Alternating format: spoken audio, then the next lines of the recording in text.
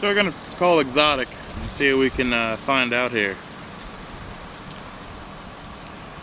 Well, I thought I was going to, but it appears they've removed the number.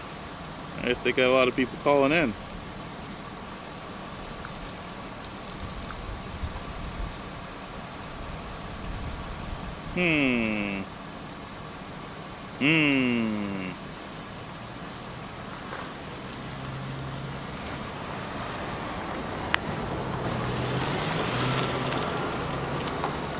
Well now, isn't that interesting?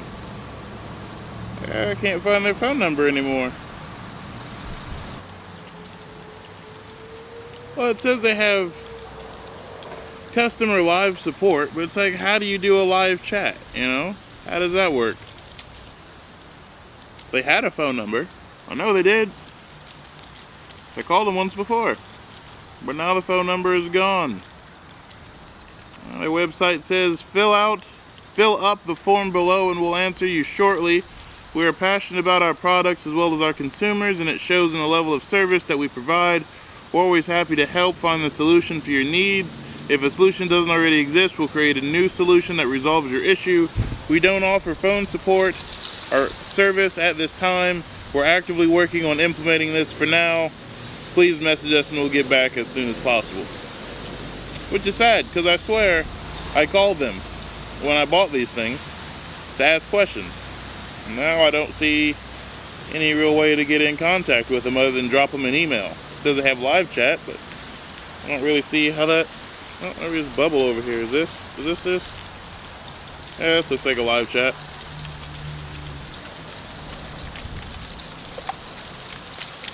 It says their live chat will respond within 3 hours. Oh, there's a bubble over here. Is this? Yeah, this looks like a live chat.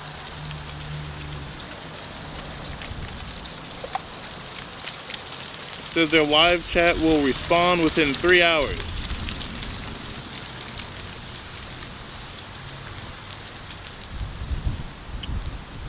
Apparently, we have to do it through email. So, that is sad. Oh, what just happened here? Oh, let's see. That's bad. So, let's check out I always want to say AARP. Let's check out the old people, the old Joe Biden network. That's what we're gonna call it. I got a number. Let's see what we got.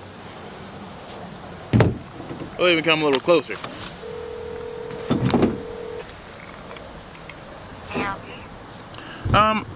Hello. I have a question for you guys if you can help me out here.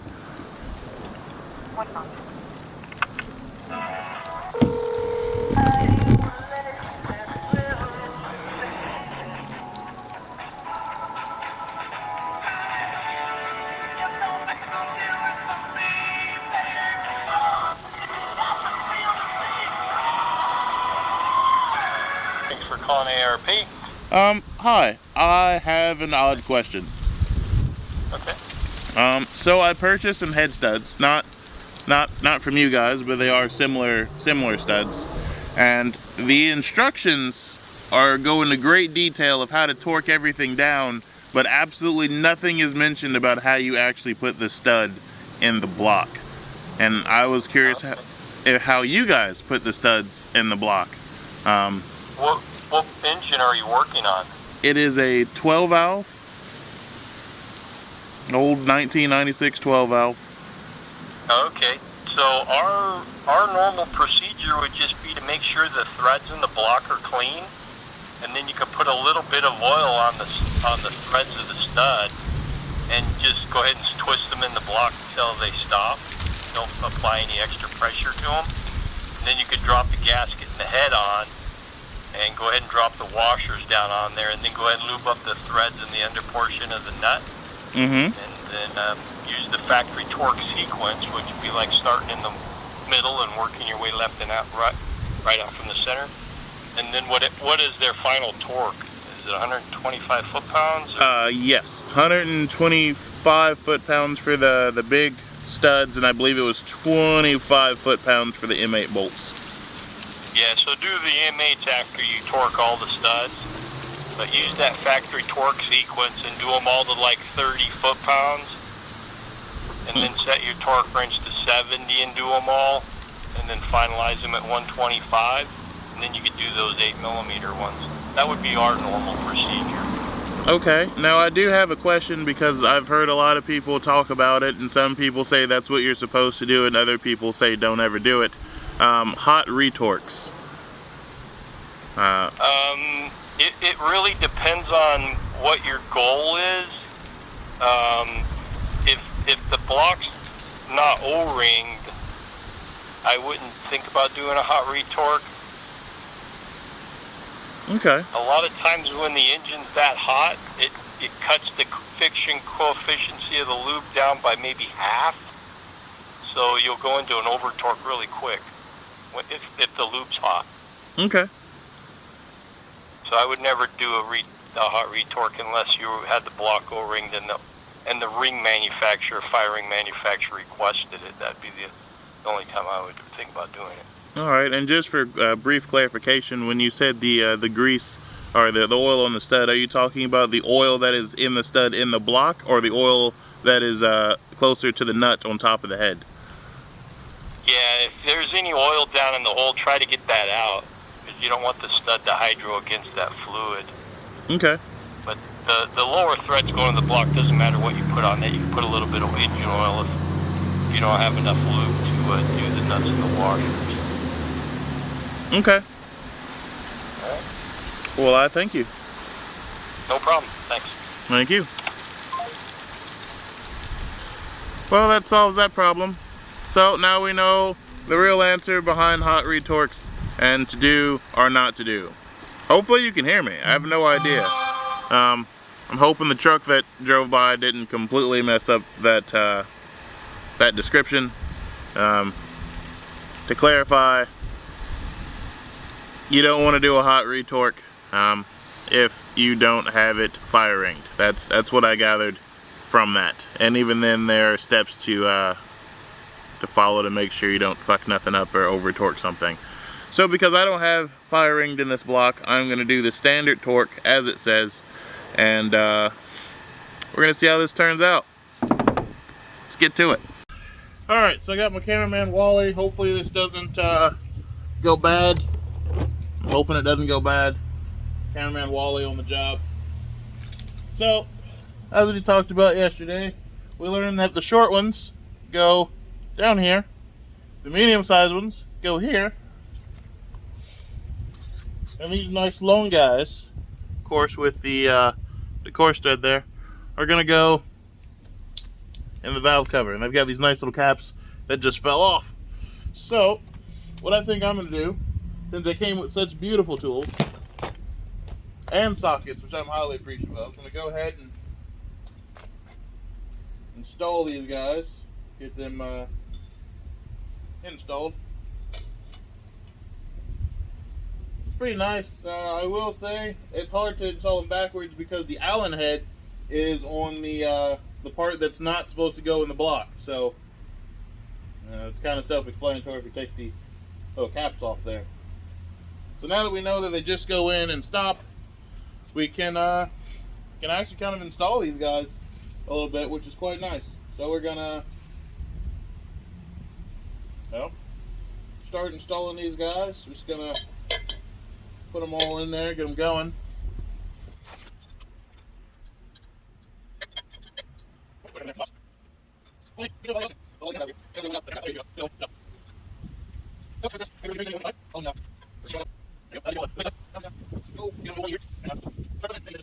Push them until they stop. And hopefully we'll never have to do this again. Now, we did do this backwards, unfortunately. We did put the head gasket on, then the head. Hopefully that's not going to be like a big deal.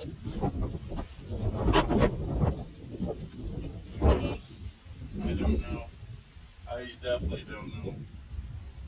But we're going to hope it's not going to be a big deal. So we're just going to install them. Yeah? Yeah.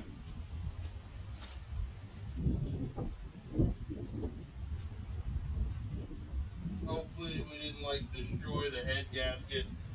It seems to be a pretty decent head gasket, so hopefully we didn't like mess anything up. That would suck if we did.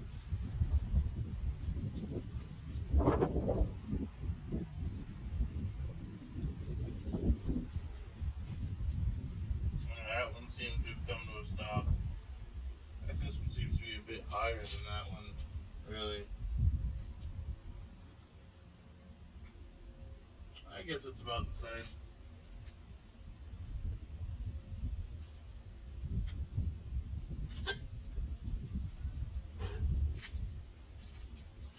And of course, once we get these in, I think what we're going to do is get these tightened down. We're going to stick the injectors in just to get the injectors done and out of the way. I mean, really, it's starting to look like a motor again, so that's a plus. Will it run? Who knows? Probably not. But starting to look more like a motor.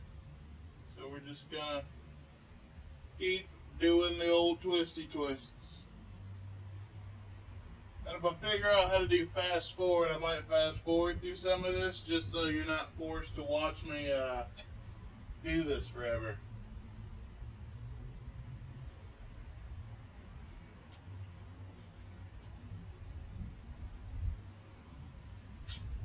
I'm sure nobody wants to watch this for hours.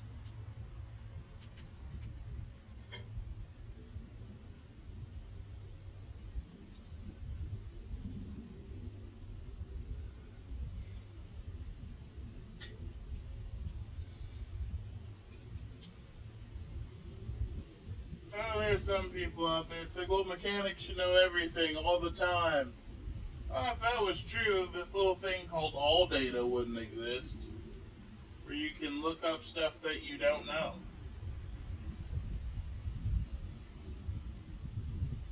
I'm definitely happy all data exists, that's for sure. Oh, one more right here on the side, I almost missed them.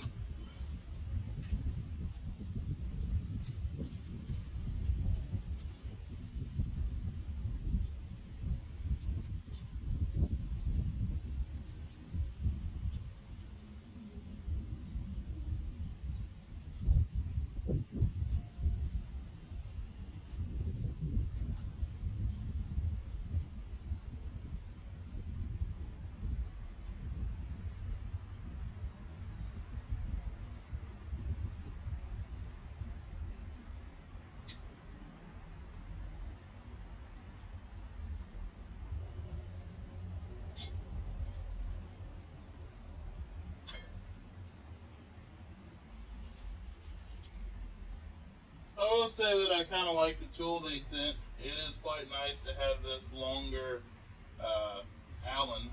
You know, it's quite nice.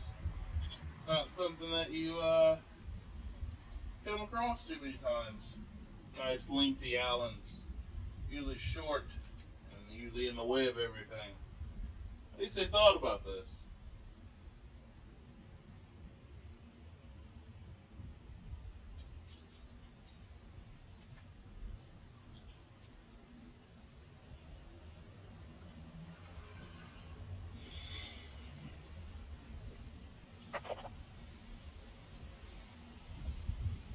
I was saying, it almost looks like a professional installed this guy here. It almost looks like we know what we were doing. Almost.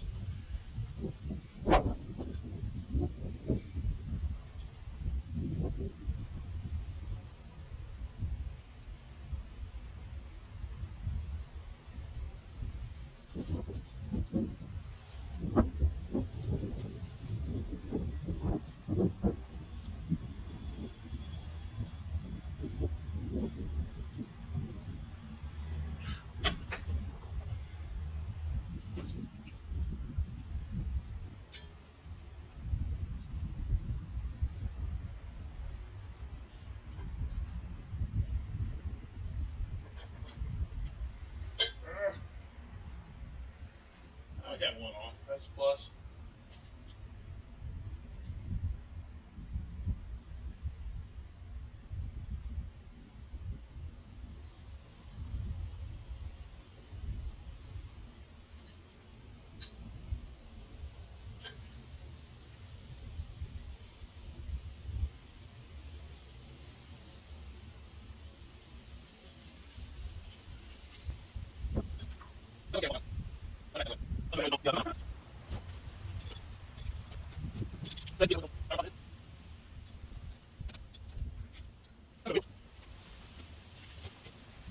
I 120% would use air tool oil if I had any, but I do not have air tool oil. So I'm going to very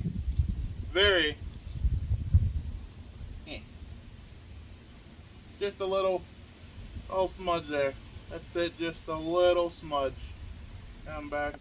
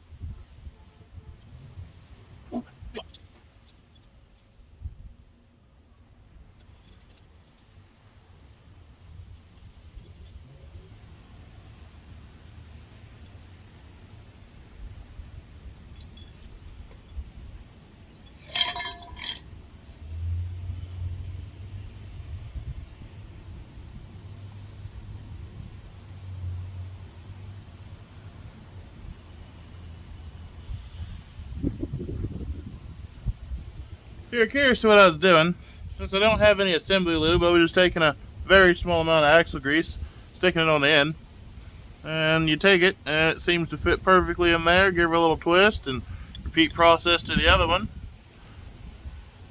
Well, this stuff does break down in oil, so it's not like it's going to stay there. And for anyone that's like, well, you're not going to get a true adjustment, that's why I'm flattening it out. So it really, I don't know if you can see, it's really not much in there. It's just enough to give a small coating for initial startup. Is it a good idea? It's hard to say. I mean, I don't have assembly lube. That's the best thing I got right now. So it's just gonna have to work. That's the way I feel about it.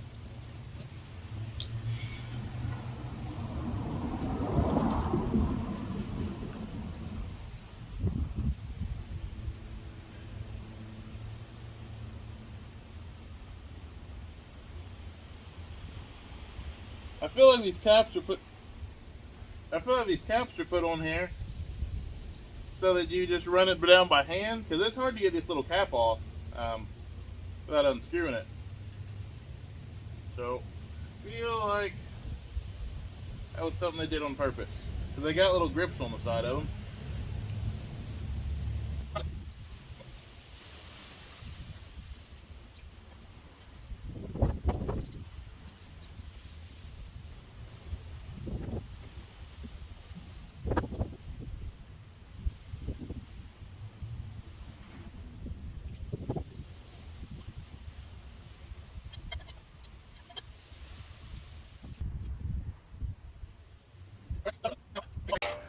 Well, while we were working, the camera died.